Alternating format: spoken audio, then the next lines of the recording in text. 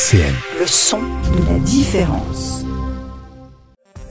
Réussite éducative sur RCN, animé par le clown Chamallow et David Richard.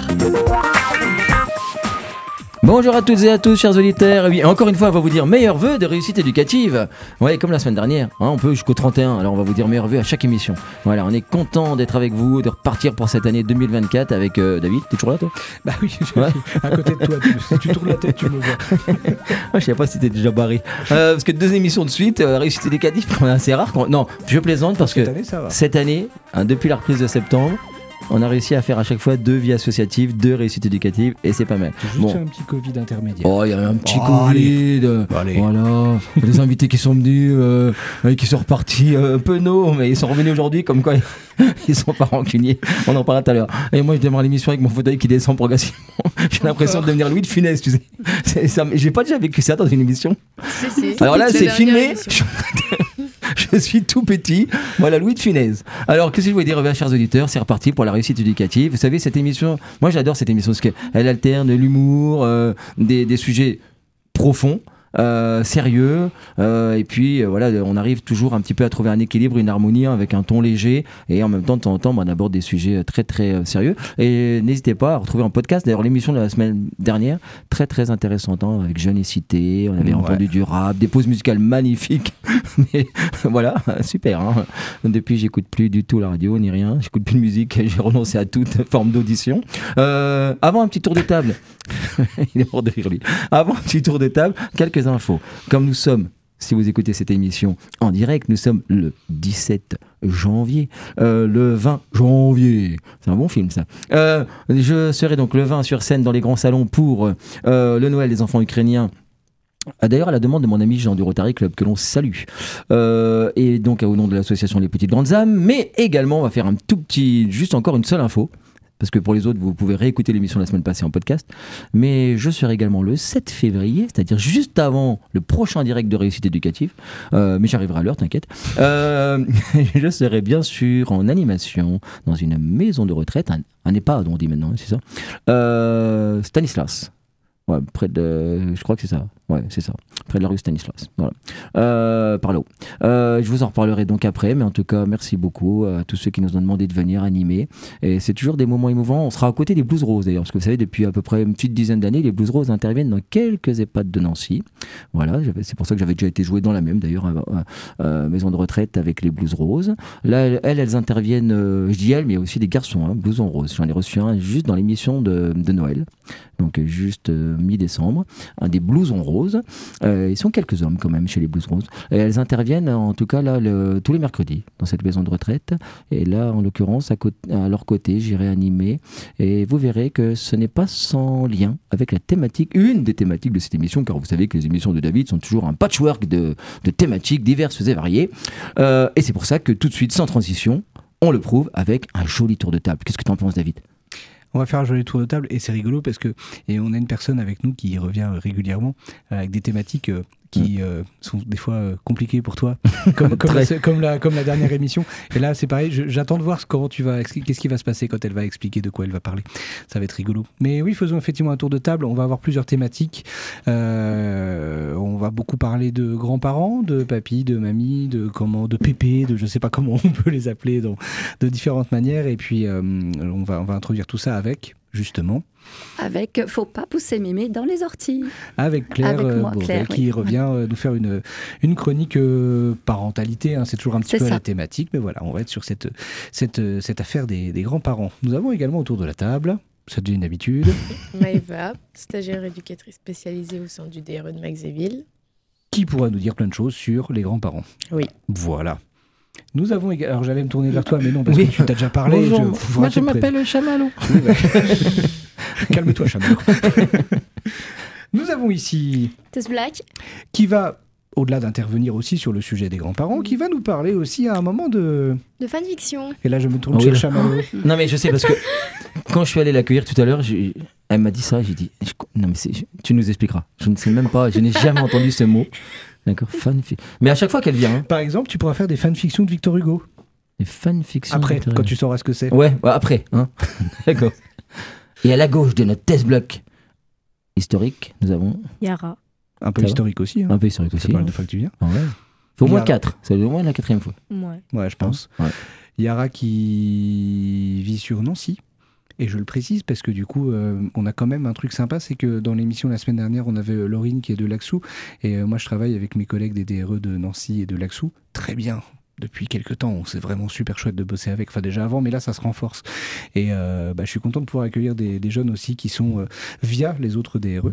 Et un petit bonjour à Claudine et Virginie, du DRE de Nancy d'ailleurs, en passant. Et à Laurence du DRE de Laxou pour l'émission précédente, avec qui on a pu se parler à propos de ces échanges que je trouve très intéressants. Et Yara, donc du coup, moi j'aime bien qu'il y ait Yara là parce qu'elle a toujours plein de trucs super intéressants à raconter. Donc au début on avait fait effectivement des thématiques précises et puis finalement je me dis Yara en fait elle peut venir parler sur à peu près tous les sujets parce que c'est une jeune fille super intéressante.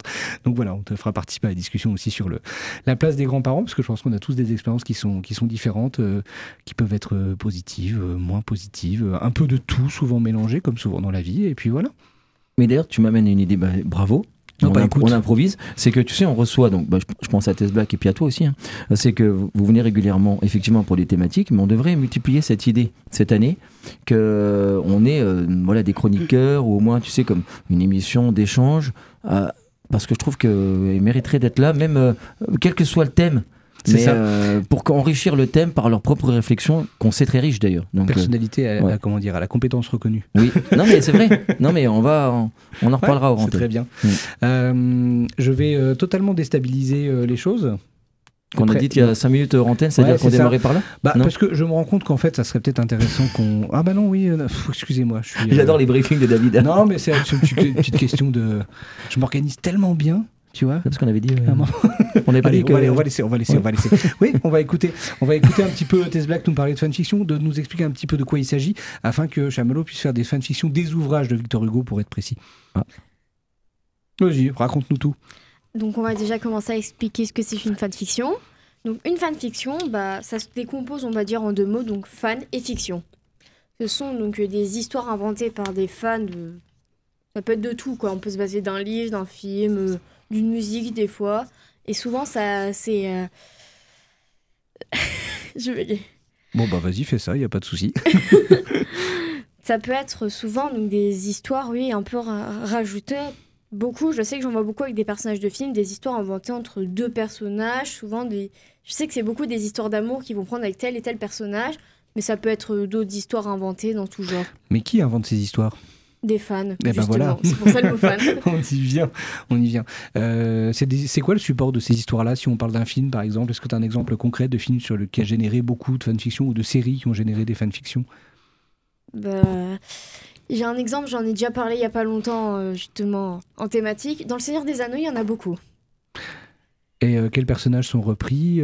Comment ça fonctionne? Donc, il y en a un, parce que même moi, je m'y mets un petit peu. Oui, je sais que tu en as écrit, en fait, si je dis pas de bêtises. J'en ai écrit... Il y en a une que j'ai écrite en ce moment, parce que j'ai déjà vu d'autres gens sur Internet le faire sous forme de fan art, qui sont des dessins de fans, justement. Non, mais c'est plutôt clair, je trouve. C'est bien. Fan art. Fan art. C'est quoi art? C'est l'art. Ah oui. L'art fait par des fans. D'accord. Mais oui. Ok. D'accord, non, mais c'est bien, je suis perdu là. Je propose qu'on laisse un grand blanc pour qu'il y ait un malaise, un vrai malaise qui s'installe. Vas-y, continue. Donc celle que moi j'ai utilisée, c'est des personnages du Hobbit plus, c'est Thranduil et Bard. Thranduil qui est un seigneur elfe très froid, qui a perdu sa femme, qui est le père de Legolas, un des membres de la communauté de l'anneau. Et Bard qui est un simple villageois à la base du peuple de Lakeville, qui a fini par tuer donc le dragon Smaug dans le livre et dans le film, et qui lui aussi est père avec donc ses enfants tout court et sa femme morte. Et donc on voit beaucoup dans le film, c'est ça en fait ce détail, c'est les deux acteurs, ces deux hommes, voilà, normal, ils sont dans une scène ensemble où ils créent un peu des liens, mais pas en se parlant, mais physiquement. Il y a un petit moment qui m'a fait une petite réaction, c'est quand on met pause à un moment, on peut voir donc l'acteur qui fait Thranduil regarder l'acteur qui fait Bart de façon amoureuse. Et ça, à ce moment-là, c'est ça qui a dégénéré une fanfiction. Qui a dégénéré en fanfiction. Ah non, mais c'est devenu n'importe quoi. Mais ce qui m'intéresse là-dedans, du coup, est-ce que justement ça, c'est une interprétation qui est faite par des fans, ou par toi en l'occurrence, si t'écris quelque chose là-dessus, ou est-ce que c'est une interprétation qui est validée par l'œuvre originale, qui laisserait aussi des indices dans ce sens-là? Bah, j'ai fait des recherches justement un peu et il n'y a aucune preuve qui montre que dans l'œuvre où utilisé par Peter Jackson, le réalisateur, qui veut prouver ce fait-là en fait. Donc si je comprends bien, une fanfiction, c'est le fait de s'emparer un petit peu d'une œuvre, de ses personnages, de certains détails de l'histoire, et puis après d'en créer une autre histoire. Oui, un peu. Ça vient enrichir le récit original finalement, de ce que je comprends. Mais là, je suis impressionné. Parce que du coup, il faut maîtriser l'œuvre, support, pour que ce que toi tu écris soit vraiment, disons que les personnages aient vraiment la même personnalité, le même caractère. Disons, il faut vraiment connaître bien l'œuvre support, non? Pour que ça soit en adéquation, que ça ait un lien, que ce soit plausible, non? Un peu, oui, c'est vrai que c'est compliqué. J'avais déjà essayé il y a quelques années avec d'autres trucs dans notre univers. Et c'est vrai que c'est compliqué parce qu'il faut en fait, je pense, comme on dit, fan, quand t'es fan, c'est que tu connais vraiment le sujet. Et donc, moi, je sais que j'ai commencé à l'écrire justement pour ces deux personnages-là il y a 2 mois et quelques, parce que le film donc, en question, je l'ai vu il y a plus d'une vingtaine de fois. Donc, au bout d'un moment, j'ai appris leur caractère et leur façon de parler. Parce que moi, quand je t'entends, alors j'ai encore pas fini de comprendre exactement ce que c'est, d'accord, le concept. Mais si j'ai bien compris, est-ce que moi j'ai une question quand même du coup, parce que moi je n'aime pas du tout des gens, parce qu'on parlait de Victor Hugo, qui une fois il y avait une suite des Misérables, ça s'appelait Le Temps des Illusions, des désillusions d'ailleurs. Et du coup rien que le fait de savoir que quelqu'un avait fait une suite, ça m'avait horrifié, parce que quand on est fan. C'est un peu particulier, mais moi des fois il y a des soirs je parle à Victor Hugo, tu vois, mais pour de vrai en plus. Du coup quand on est fan, on a quand même l'impression parfois que l'œuvre est un peu à nous, enfin on ne veut pas qu'on y touche. Alors moi je m'interroge, est-ce qu'il y a des fans d'une œuvre, est-ce que les fans d'une œuvre apprécient les fanfictions faits par d'autres fans, parce qu'est-ce qu'ils n'ont pas l'impression qu'il y a une trahison, que ça change, non? T'as déjà lu des choses faites par d'autres fans? Bah, moi, justement, j'ai un avis un peu partagé. Il y en a certaines, je les accepte, donc comme celles que je fais un peu. Mais il y en a que j'ai déjà vues, et c'est souvent que j'ai vu, que j'ai lu. Et je trouve qu'ils y vont trop loin, parce que souvent, ils prennent... J'ai déjà vu des exemples, c'est 2 frères qui tombent amoureux et qui font des choses, quoi. Donc ça, pour moi, c'est non. J'ai envie de dire, faut respecter un maximum quand même l'œuvre originale. Et il y en a, ils démontent tout, quoi. Et tu te perds, t'arrives plus à retrouver l'univers que tu connais déjà. Ouais, c'est pour ça que je disais qu'il faut connaître l'œuvre de support, parce que si tu fais parler le personnage, si tu fais du discours direct, comme on dit en narration, eh ben, il faut que ce soit un phrasé, un vocabulaire possible pour ce personnage-là. Il ne faut pas lui changer sa personnalité, son vocabulaire, ça, non? Oui, bah oui, c'est ce qu'il faut faire. Donc c'est vrai que c'est un travail. Ouais. Et donc c'est différent d'une suite, effectivement. C'est comment on appelle ça? Des spin-offs, non? Spin-off, ouais, merci, c'est le terme que je cherchais. Ouais. Donc c'est-à-dire de prendre un élément de l'histoire pour créer une nouvelle histoire, mais du coup c'est pas une suite à la trame principale. Ouais, là en l'occurrence c'est pas une suite. Hein. Oui, parce que moi, pareil, celle que je fais, comme je l'ai dit, l'histoire en question, bah c'est un secret, c'est un peu un truc partagé entre les femmes. Il y en a ils disent oui, ils sont ensemble les deux personnages-là, il y en a ils disent non, oui. Et moi pour moi je suis du côté qui disent oui, mais je me suis dit si c'est oui, mais on n'a pas vraiment la preuve de comment ils se sont rencontrés, comment ça s'est fait. Donc mon histoire que j'ai commencé à écrire, ça commence dès leur rencontre, dès le premier jour où ils se sont vus, jusqu'au moment où ils tombent amoureux, jusqu'à leur vie éternelle, quoi. Non, mais c'est l'histoire. Ouais. Après, je trouve que c'est intéressant qu'il y ait une créativité autour d'une œuvre originale, même si effectivement il y a peut-être des gens qui vont avoir une approche qui dénature un petit peu les personnages, parce qu'en fait c'est pas tant l'histoire, si je comprends bien, que les personnages qui risquent d'être dénaturés. Malgré tout, je trouve que c'est toujours intéressant que des gens se saisissent de quelque chose et décident de l'enrichir, c'est ce que j'allais dire tout à l'heure. Finalement, en fait, on l'enrichit. Effectivement, j'imagine que ça doit créer des débats sans fin. Il y a moyen que ce soit très compliqué. Je voulais poser la question, Zahira, je t'ai vu un peu faire réagir à ça. Toi, quelle expérience t'as des fanfictions? Moi, je sais que je suis une très grande fan d'animé. Et j'ai un site où je regarde plusieurs chroniques. Et comme Captive, d'ailleurs, qui est devenu un livre, c'était une chronique sur un site et maintenant c'est devenu un livre.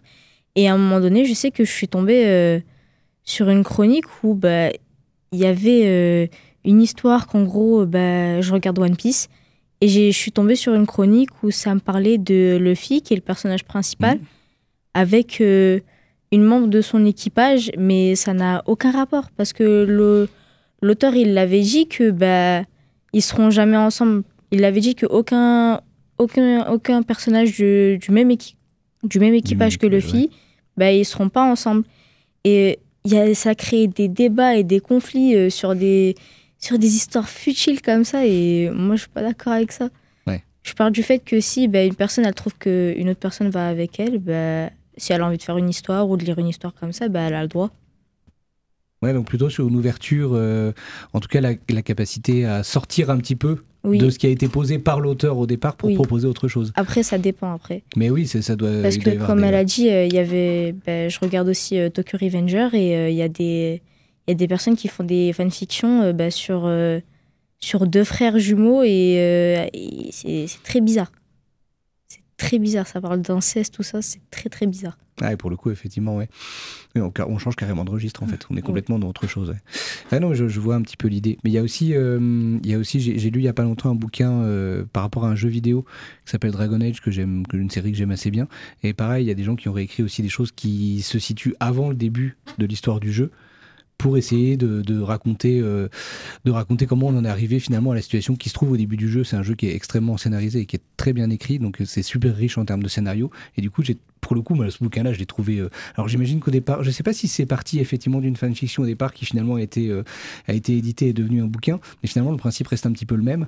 Et j'ai trouvé ça vachement intéressant pour le coup, parce que ça éclairait complètement et du coup ça me donne envie d'y rejouer, alors que c'est un jeu que j'avais déjà bien épuisé, et ça m'a donné envie de reprendre en me disant quand je vais voir les personnages, quand je vais interpréter un personnage, en fait, je me retrouve avec tout un background, comme on dit, donc tout un passé, toute une histoire que j'avais pas en fait quand j'ai joué la première fois, en tout cas qui était juste à peine dessinée, quoi. Et j'ai trouvé ça intéressant. Et je pense que ça peut être vrai pour un livre ou pour un film aussi. Non, mais c'est chouette. Oui, Claire.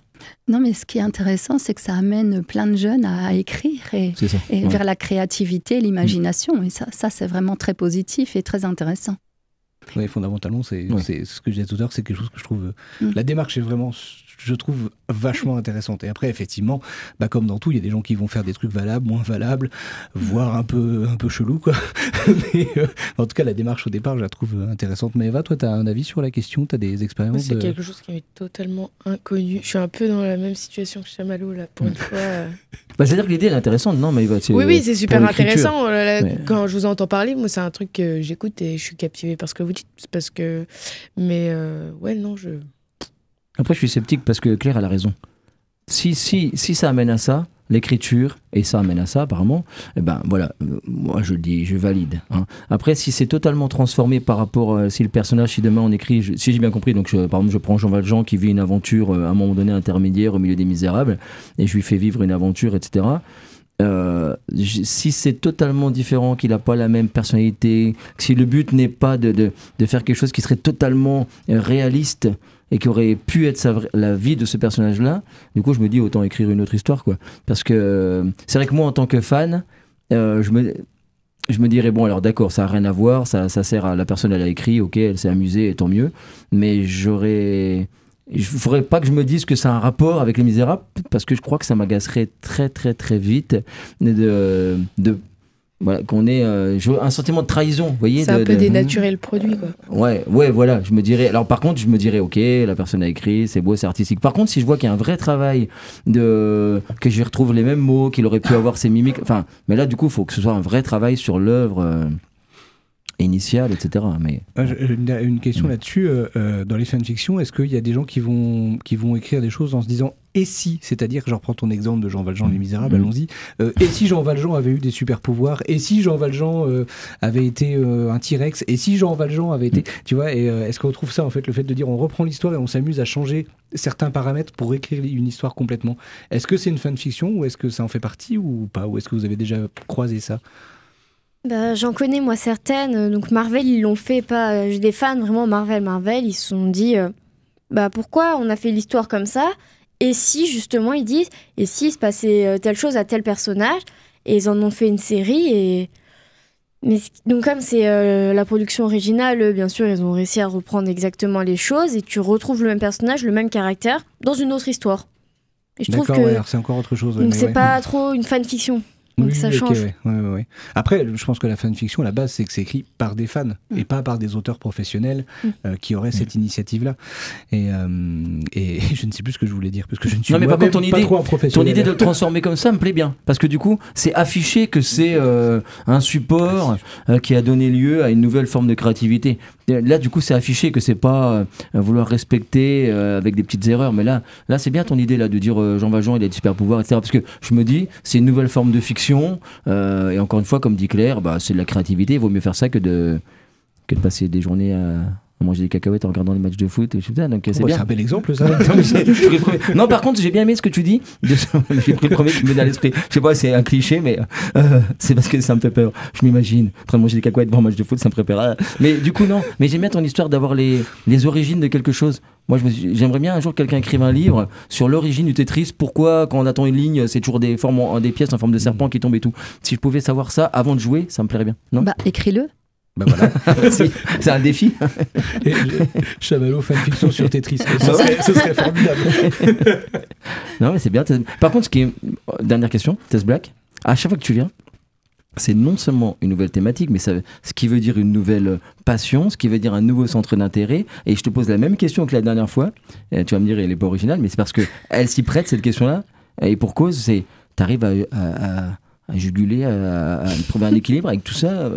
Parce que tu as une créativité, par contre, un foisonnement d'esprit, et c'est super, mais tu jongles avec tout ça. Le théâtre, les jeux vidéo auxquels je ne comprends rien, le Hobbit, etc. C'est facile un peu quand même. C'est des passions qui me sont venues chacune différemment avec le temps. Donc pendant une période, je vais être dans le théâtre. Après, d'un coup, là, je vais retourner dans mes fanfictions. Puis d'un coup, là, je vais retourner peut-être dans mon hobby, comme tu dis. Et puis vraiment, je vais avoir des périodes. Et des fois, ça m'arrive de tout mélanger à la fois. De tout faire en une seule fois. Des fois, dire je vais écrire une histoire pour la transformer en pièce de théâtre qui se passe dans Marvel. Voilà, je peux prendre plein d'exemples comme ça. C'est chouette, mais c'est bien, c'est bien, une grande créativité, c'est super ça, bravo. Est-ce qu'on n'écouterait pas une fanfiction sur un grand-père histoire de lancer la thématique la transition, suivante, bravo. Les ogres de Barbac. 17h-18h, réussite éducative sur RCN. C'est pas ça en tout cas. Chers auditeurs, vous prenez même les conversations en cours hors antenne, c'est rigolo. Vous allez bien, chers auditeurs? Parce qu'en fait, je comprends rien aux pauses musicales de David, donc je me renseigne pendant les pauses. C'était les ogres de Barbac et non pas les tambours du Bronx. C'est ça. Tu pensais. Oui, voilà. C'est ça. Mais qui n'ont aucun rapport avec vraiment. Aucun. Je sais pas comment tu y as pensé. J'ai cru que c'était ça. Ogres de Barbac, ça m'a pensé à des tonneaux qu'on tape dessus. Tambour tout court, pas de tonneaux, rien. D'accord. J'apprends des trucs. Reviens à la raison. Et tout de suite, je pense, David, mais c'est toi qui vas me le dire, parce que comme tu as peut-être encore changé depuis le moment où on a repris l'antenne. J'ai changé finalement. Non, justement. J'ai dit que je changeais, puis j'ai pas changé. Ouais, c'est ce qui me fait peur. Si jamais je suis poursuivi, on me retrouve jamais. Tu vois, hop là. Parce que je crois qu'elle n'y croyait plus, mais elle est là. Et on n'y croyait plus. Et on a un grand plaisir à l'entendre. D'autant plus, je te le dis, Claire. J'ai une amie en ce moment qui réécoute les podcasts des réussites éducatives et des vies associatives. Voilà, c'est une fan. On en a 2 ou 3 à RCN. Il y a des fans qui réécoutent et qui a bien apprécié tes anciennes chroniques. C'est gentil, merci beaucoup. J'espère qu'elle va apprécier celle qui arrive. J'en suis sûr. Bien, écoute. Alors, faut pas pousser mémé dans les orties. Je viens aujourd'hui vous parler d'un sujet qui pourrait paraître bien éloigné de la petite enfance, et pourtant. C'est le plus beau cadeau que je pouvais recevoir. C'était pas trop tôt, et même s'il est tard, maintenant je ne peux pas me sentir plus jolie que quand ce petit gars m'appelle mamie. Ils sont 15 millions en France, on les appelle granny, grandpa ou bien encore mamie, papy. Comment ne pas dédier une chronique aux grands-parents ? S'ils sont plus âgés qu'auparavant, les grands-parents sont aussi plus actifs et s'impliquent dans la vie de leurs petits-enfants. Ils ont un regard admiratif sur leurs enfants devenus à leur tour parents. La grande majorité s'accorde à dire que ce n'est pas la promesse d'un coup de vieux, mais bel et bien un réel rajeunissement. Cela après le départ du nid de leurs propres enfants. La tribu s'agrandit et ils découvrent un nouveau rôle. Mais quel est-il vraiment ? Bien évidemment, c'est tout d'abord avec ses parents que le bébé vit ses premiers attachements. Mais il est toujours rassurant de savoir qu'il existe d'autres personnes sur qui compter en dehors de son papa et sa maman. Les grands-parents sont un point d'ancrage, un repère pour le petit marmot qui vient de pointer le bout de son nez. Cette relation de confiance présente un atout majeur dans le développement et l'épanouissement de l'enfant. Elle va lui permettre de grandir de manière harmonieuse. Papy et mamie répondent présents pour prendre le relais des parents embarqués dans le tumulte du travail et du quotidien. Ils proposent un accueil différent, peut-être un peu moins rythmé, un rythme moins effréné. Ils sont une oreille bienveillante, ils apportent une présence, un soutien émotionnel précieux. Le lien intergénérationnel se crée dans la toute petite enfance, c'est le temps de la tendresse et des câlins. Ils assument aussi une certaine responsabilité éducative, ne serait-ce que par le respect des règles de la vie en société. Mais sans aller à l'encontre des valeurs parentales, les exigences sont différentes. Grand-ma et grand-pa gardent leur chère tête blonde le mercredi après l'école ou pour la nuit.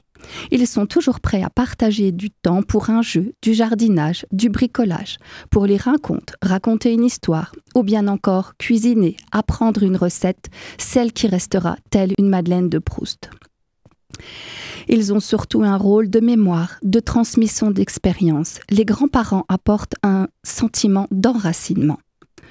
Au-delà d'un rêve, d'une passion, les aïeuls transmettent des valeurs. Ils sont les témoins du passé, les garants de l'histoire familiale, les raconteurs de la petite histoire dans la grande. Ils sont le lien entre le passé et le présent pour préparer l'avenir. Mais tout n'est pas toujours aussi simple. Chacun doit trouver sa juste place. Pour cela, il est primordial que le couple accepte de laisser assez d'espace afin que le lien puisse se créer entre les deux générations. Pour autant, il s'agit de trouver le juste milieu entre être trop présent, voire étouffant, et être trop distant dans la vie des petits-enfants. Le sociologue Serge Guérin distingue 3 comportements à l'annonce de la grossesse ou à la naissance. Il y a tout d'abord ceux pour qui le rôle de grand-père ou de grand-mère devient prépondérant. Ils vont énormément s'investir auprès de l'enfant. Il identifie aussi la catégorie des grands-parents qui accueillent avec joie la nouvelle tout en posant des limites. Il précise d'emblée qu'ils ne garderont pas le bébé trop souvent. Pour eux, il n'est pas question de bousculer leur emploi du temps, hors de question d'être une nounou. Enfin, Serge Guérin explique que certaines personnes, heureusement moins nombreuses, sont réellement déstabilisées. Cet état d'esprit est souvent lié à la peur du vieillissement et à la représentation qu'elles ont de leurs propres aïeuls. On ne peut oublier les familles qui sont éloignées par la distance géographique. Il faut alors créer du lien grâce à la communication par des moyens technologiques. L'éloignement physique n'est pas toujours l'unique justification d'un manque de relation. Une discorde, un manque de confiance conduisent quelquefois des jeunes parents à refuser de confier leur progéniture à papy et mamie. Écartés de la famille, ils se débattent alors pour trouver leur place dans le cœur des plus jeunes, parfois même en faisant appel à la justice. Il est vrai que l'arrivée d'un bébé bouscule la vie de la famille et les relations. Et parce que la société évolue, parce que les courants éducatifs sont différents, les anciens sont perdus par rapport à tous ces changements. Un temps d'adaptation est nécessaire pour que tout le monde puisse s'ajuster. Et avoir la chance de grandir en étant proche de ses grands-parents est une véritable opportunité pour l'enfant. L'effet est tout aussi positif dans l'autre sens. Quel bonheur pour Nono et Nona de voir bébé sourire, rire, grandir. Chacun se crée des souvenirs, ceux qui marquent à jamais. Ces moments sont importants parce que... Alors je les vois plus, ils sont toujours sur boîte vocale. Depuis qu'il y a ces portables, cette famille on dirait une cassette. Ils ont toujours le même message qui dit bonjour, nous ne sommes pas là pour le moment, laissez un message, on vous rappellera. Et moi je laisse toujours le même message pour qu'ils n'oublient pas. Je dis allô, c'est votre père. Vous n'êtes pas là pour le moment, mais moi je suis là. Enfin, pour le moment. Allez, on finit avec un peu d'humour, celui de Groucho Marx. Être grand-père ne m'ennuie pas du tout. Ce qui m'ennuie, c'est d'être marié à une grand-mère. J'avais jamais entendu ça. Ouais, il a toujours des belles formules. Hein. Oh, mais tu m'as... C'était beau le dernier truc qu'on a entendu là aussi. Ça m'a tout ému. Gad Elmaleh. Ouais, c'était joli. Oui. Pour le moment. Ouais. Alors, chers auditeurs, vous allez poursuivre la chronique de Claire qui est magnifique, qui comme d'habitude nous laisse un petit moment d'émotion après. C'est toujours dur de reprendre parce que c'est toujours super bien écrit et c'est toujours joli. Mais vous allez poursuivre cette chronique en achetant tout de suite, demain, voilà, ça lui fera un peu de sous au pauvre. Non, il n'existe plus le pauvre. Vous allez acheter L'Art d'être grand-père de Victor Hugo.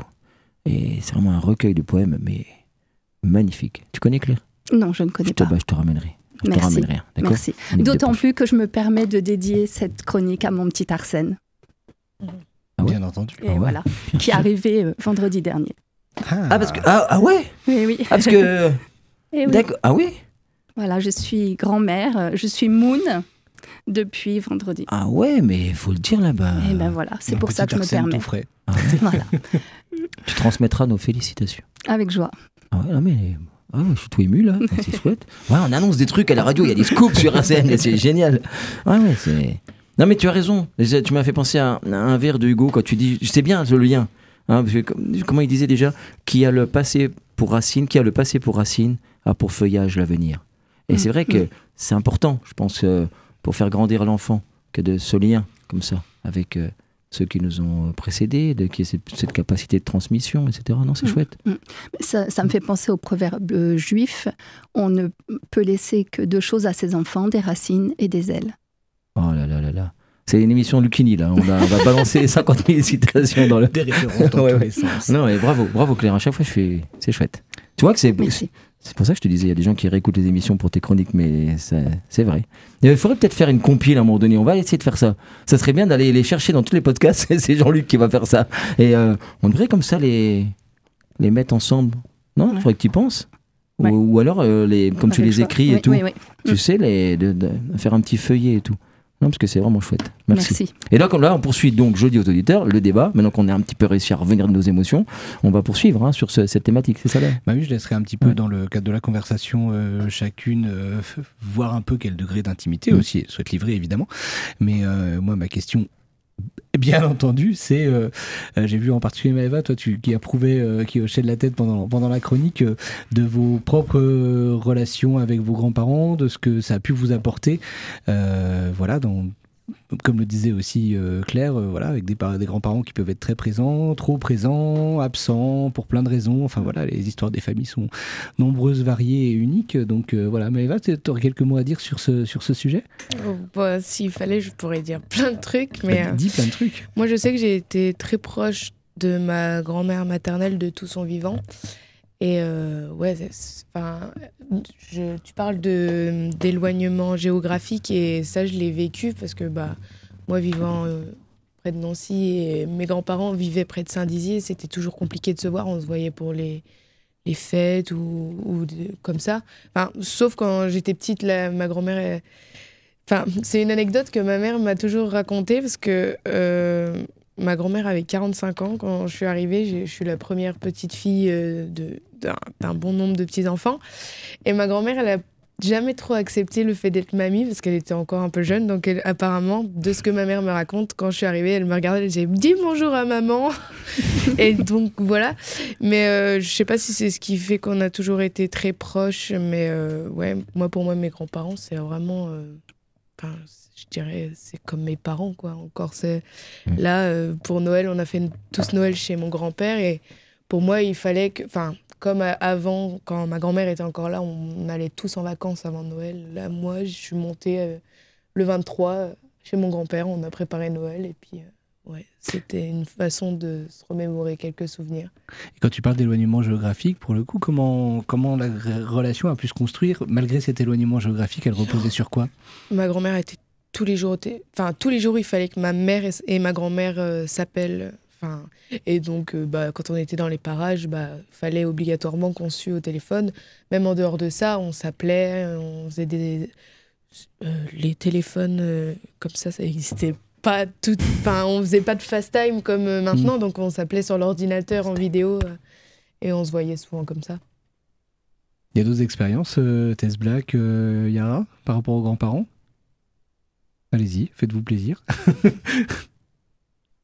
Tess Black? Moi, avec mes grands-parents, c'est vrai que je les ai pas du tout connus quasiment. Du côté de mon père, ils sont partis bien avant ma naissance. Comme du côté de ma mère, son père il y a très très longtemps. Donc il me reste plus qu'une mamie. Et c'est vrai qu'on a toujours été proches. On se voyait assez souvent parce que moi j'habite donc sur Maxéville et elle sur Vendeuvre. Donc on avait la facilité de se voir. Mais depuis un certain temps, pour des raisons un peu privées, on s'est un peu séparés d'elle. Toujours en la voyant mais moins souvent. D'accord. Qu'est-ce qu'on fait avec ses grands-parents en fait, ou avec sa grand-mère ou son grand-père? Qu'est-ce qui se passe concrètement? On parle, on joue, on fait de la cuisine, qu'est-ce qu'on fait? Quand je vais chez elle, souvent j'y vais soit avec mes sœurs ou toute seule et je viens passer le week-end ou une semaine chez elle et elle aime bien me faire sortir, me faire des balades tout le temps pour me faire découvrir la végétation, les animaux qu'il peut y avoir dans les forêts, dans les parcs. Elle me fait souvent visiter plein d'endroits comme ça. Ouais, on revient vraiment sur la transmission là. On est vraiment là-dessus. Et toi Yara, par rapport aux grands-parents? Moi j'ai toujours été très proche de mes grands-parents. D'ailleurs, quand je suis née, en fait ma mère c'est l'aînée d'une fratrie de 9 frères et sœurs. Et moi je suis l'aînée de tous mes cousins et mes frères et sœurs. Et quand je suis née, ma mère et ma grand-mère, en fait elles étaient toutes les deux enceintes. Donc j'ai un oncle qui a mon âge. Et on m'a pas élevée de manière à ce que je sois la petite fille de ma grand-mère ou la nièce de mes oncles. J'étais plus la sœur de mes oncles et la fille de ma grand-mère qu'une petite fille. Et ça a été très compliqué parce que je vivais avec ma mère et mes petits frères chez ma grand-mère. Ça a été compliqué au début parce que on a toujours vécu ensemble et à l'âge de 4 ans, on a déménagé de Épinay. Et on est parti à Nancy. Mais on a toujours été très proches, malgré que ma famille se dispute souvent. Mais ma grand-mère maternelle, non, on a toujours été très proches. Et malgré qu'elle soit... ça m'attriste un peu parce qu'elle est un peu malade, elle est dialysée. Mais voilà, ça m'attriste, mais j'ai toujours eu une bonne relation. Et mon grand-père aussi, il était très drôle. Il est très drôle. Qu'est-ce qui te transmettent? Qu'est-ce qui t'ont transmis tes grands-parents? La culture, la religion, l'éducation aussi. Je sais que moi et ma mère, on se dispute beaucoup parce qu'on n'a pas forcément les mêmes idées. Et ma grand-mère, elle a toujours dit oui, faut que tu fasses ce que tu as envie de faire. Faut que tu continues comme ça. Elle me poussait en fait de l'avant. Et ça a toujours été quelqu'un qui soutenait les autres, en fait. Simplement par rapport à son vécu, par rapport à son histoire. Ça a toujours été une très bonne personne. Vous connaissez les autres, l'histoire de la jeunesse de vos grands-parents? Oui. Ça a un sens pour vous? Qu'est-ce que ça vous apporte? Ou toi, Lana, est-ce que tu connais... On va couper au montage. Je suis désolé, je ne suis pas censé. Est-ce que tu connais toi aussi l'histoire de la jeunesse de tes grands-parents, ce qu'ils ont fait dans leur jeunesse? Non. Pas spécialement? Ils me disent rien. Ils parlent pas de ça? Non, mais mes parents, ils aiment pas, je sais pas, ils veulent pas me le dire. D'accord, donc c'est quelque chose qui se transmet pas pour le coup, cette histoire-là? Non. En tout cas pas encore, peut-être un jour. Peut-être plus tard. Mes sœurs, je sais qu'elles aussi, elles ont su un peu le passé de mes grands-parents adultes, donc plus tard moi aussi. Et Maëva, je fais attention maintenant avant de dire. Non mais je fais attention avant de dire un prénom parce que. Moi je sais que ma grand-mère, je sais plus si c'est, enfin c'est pas la première mais elle est au milieu de sa fratrie et elle a beaucoup été élevée par sa grand-mère. Donc d'ailleurs quand elle est décédée, mes parents et les frères et sœurs de mes parents, enfin de ma mère, ils ont décidé d'enterrer ma grand-mère dans le même cimetière que sa grand-mère à elle parce que de par ce petit geste, parce que c'est elle qui l'a beaucoup élevée. Mais je dis que je connais des choses de sa jeunesse, mais j'en connais pas plus que ça. À part qu'elle a des origines italiennes et que elle allait beaucoup certainement en Italie avec son père et tout ça. Voilà. Après tout, il y a beaucoup de choses beaucoup de non-dits dans la famille par rapport à ma grand-mère. Je sais, mais j'en parlerai pas. Donc voilà. C'est la question des non-dits aussi, de ce qui on voit juste avant cette blague, ce que tu disais aussi. C'est-à-dire qu'il y a aussi parfois aussi une coupure dans la transmission et des choses qui ne sont pas dites ou qui sont dites tardivement. ou des fois même effectivement sur la fin de vie. Enfin, je sais pas si des gens ici l'ont expérimenté. Moi, ça a été clairement le cas. Ma grand-mère elle est restée quasiment 2 ans hospitalisée et j'allais la voir plusieurs fois par semaine, même si je pouvais, parce que j'avais aussi un lien très fort avec ma grand-mère maternelle, et surtout sur la fin de sa vie. Et elle m'a raconté une quantité de choses phénoménales qui n'étaient pas spécialement cachées, mais juste je pense qu'elle avait juste jamais raconté, parce que peut-être elle se disait elle-même que c'était pas très intéressant. Et bon, moi je trouve que c'était très intéressant. Et cette idée de transmettre quand on sent que on va partir en fait, et que l'histoire elle reste et que ça se perde pas en fait. Et ouais, j'ai trouvé que c'est assez fondamental en fait. Il me semble. Ouais, moi j'ai pas forcément pu connaître ça parce que moi c'est ma grand-mère qui a décidé de partir avant de partir de son âge. Mais ça je regrette justement parce que je pense que elle en aurait pas décidé dans ce sens. J'aurais pu savoir plus de choses à son propos. Il y a, je rebondis, je suis désolé, mais la thématique est vraiment intéressante, et puis il y a plein de choses intéressantes qui se disent de ton côté, Tess Black. Toi, le fait que tu aies justement peu de transmission par rapport à l'histoire de ta grand-mère, là en l'occurrence, est-ce que c'est quelque chose qui te manque, justement, comme disait Maëva juste avant, ou c'est quelque chose qui finalement est pas forcément nécessaire pour toi? Justement, comme je sais que ces choses, que le passé de ma grand-mère, je le saurai plus tard, ça me donne une petite curiosité de me dire je vais attendre, je vais essayer peut-être avec le temps, comme elle me parle quand même, ma grand-mère elle me dit des choses, de décortiquer pour peut-être savoir petit à petit les choses jusqu'au jour où je serai tout. Quand on était sur la transmission des anciens vers les jeunes, est-ce que vous leur apportez des choses aussi à vos grands-parents? Est-ce que vous pensez leur apporter quelque chose? Et si oui, quoi? Moi, je parle, par rapport à la technologie, ça c'est un truc. Mon grand-père est assez high-tech. Il a un téléphone, même, pas de la même. Pas le même que toi, Chamallow. Il a un smartphone. Il a un des Samsung dernier cri. Mais en dehors d'avoir le dernier téléphone de sa marque, il sait pas plus que ça l'utiliser, quoi. Donc il faut un peu lui faire des tutos et tout ça. Mais moi je trouve ça drôle. Il veut être à la mode en ayant le téléphone dernier cri, mais il sait pas forcément l'utiliser. Donc je trouve ça drôle. Et il le prend bien quand tu lui expliques? Ouais, parce que c'est souvent lui qui vient vers nous en disant regarde voir, ça j'arrive pas. Oui, achète un téléphone plus adapté, peut-être que ça pourra te rendre service. Mais du coup, non, je trouve ça drôle. Ouais, la technologie. Après, beaucoup de trucs dans le rap. Je sais que on se transmet beaucoup. Mon grand-père m'a beaucoup transmis tout ce qui est culture musicale, les films et tout ça. Alors moi, quand je le fais écouter les musiques de maintenant, voilà quoi. Petit regard. Petite dédicace à Chamallow. Je pense qu'il a les oreilles qui sifflent et il nous le fait comprendre. Mais c'est trop drôle. On fait exprès du coup avec mes cousins dès qu'on arrive chez lui. C'est incroyable. On met des musiques. Mais c'est très beau ce que tu dis et je mettrais juste un petit bémol. C'est bien que toi justement tu l'amènes vers le aujourd'hui, c'est-à-dire la technologie, etc., puisque tu vis et la vision du monde d'aujourd'hui, etc. Donc je pense très enrichissant aussi pour nos grands-parents respectifs, parce que je pense que leurs petits-enfants sont justement la possibilité pour eux d'avoir une fenêtre ouverte sur le maintenant, quoi. Et inversement, je me souviens surtout quand on est ado, le fait d'aller les voir et que eux, alors souvent quand on est ado, on soupire, ou c'est pour ça que le sketch de Gad Elmaleh m'a beaucoup touché, parce que je pense à cette période où on s'occupe pas trop de nos parents et on va pas trop voir nos grands-parents. Et je pense qu'après cette phase d'adolescence, où on le fait pas volontairement, c'est parfois même déjà avec nos parents, je pense à la chanson de Daniel Guichard, dans Mon Vieux, etc. Mais encore plus avec nos grands-parents. Et quand il arrive ce moment où on a dépassé ce stade où on s'occupe un peu que de soi, de l'adolescence et de toutes nos problématiques et de nos révoltes, etc. Et qu'on se dit, le fameux « il est trop tard » camusien, là, c'est toujours un peu bouleversant. C'est pour ça que ça m'a touché. Mais du coup, je pense qu'il nous emmène nous balader alors que nous, on a envie de faire un tour en mobilette ou d'aller voir les copains, puis on nous a dit qu'il fallait aller les voir là. Mine de rien, ce qu'il nous donne là, qui correspond peut-être pas à nos technologies modernes et à notre vision du monde, tout ça, plus tard, on se dit, ça nous a enrichis. Et ça nous manque.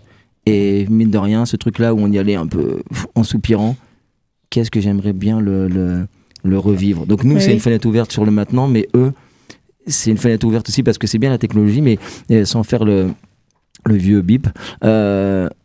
peut-être qu'ils nous aident aussi à relativiser ce qu'on croit être super fondamental maintenant, et qu'il est peut-être pas tant que ça, etc.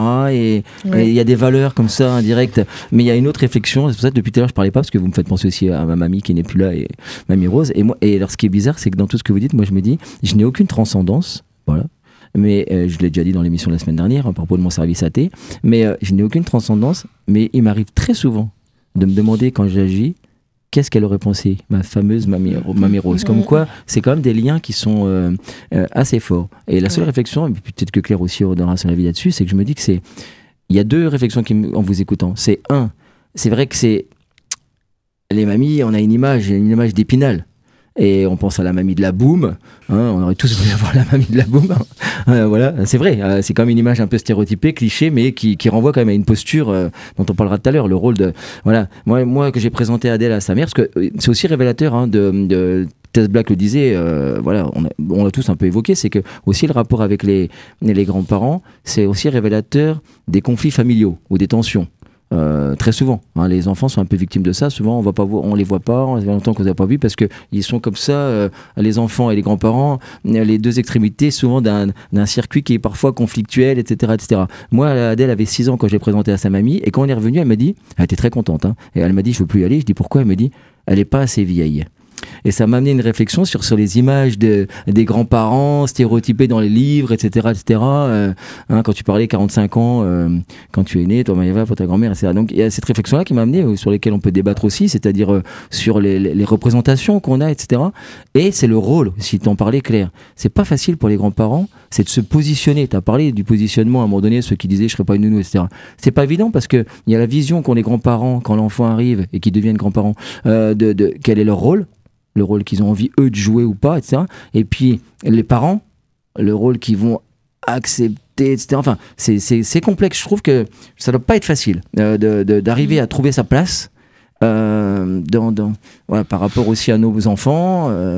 C'est pas facile, non, Claire, tu as un peu abordé ça dans ta chronique. Mais c'est vrai que ça, c'est complexe quand même dans une famille. C'est très, très complexe. Et puis, je pense que justement, c'est le moment où les petites rivalités peuvent ressortir et les animosités font que les grands-parents ne peuvent pas toujours voir les enfants, ou alors, parfois...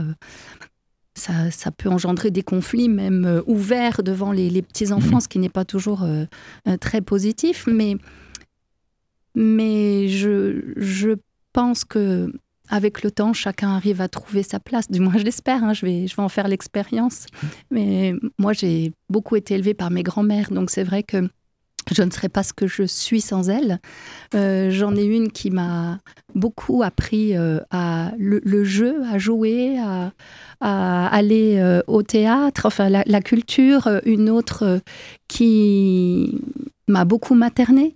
Donc, je crois que je suis ce que je suis parce que j'ai eu ces grands-mères-là.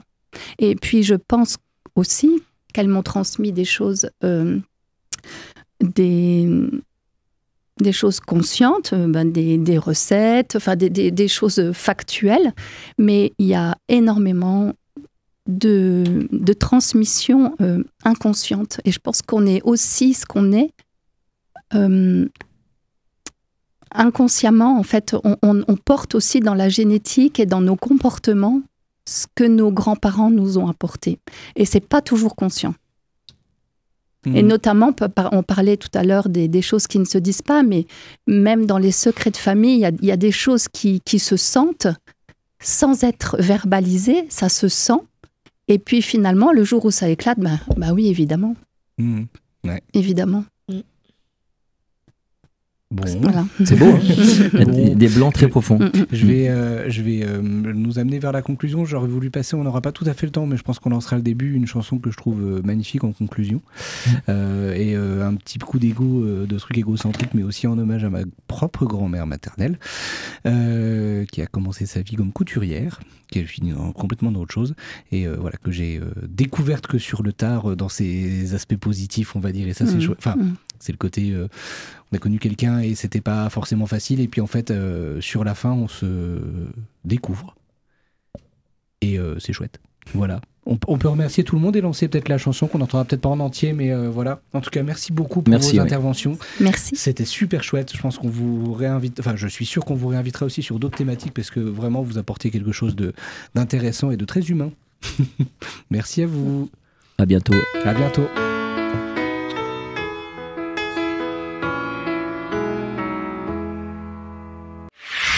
RCN, www.rcn-radio.org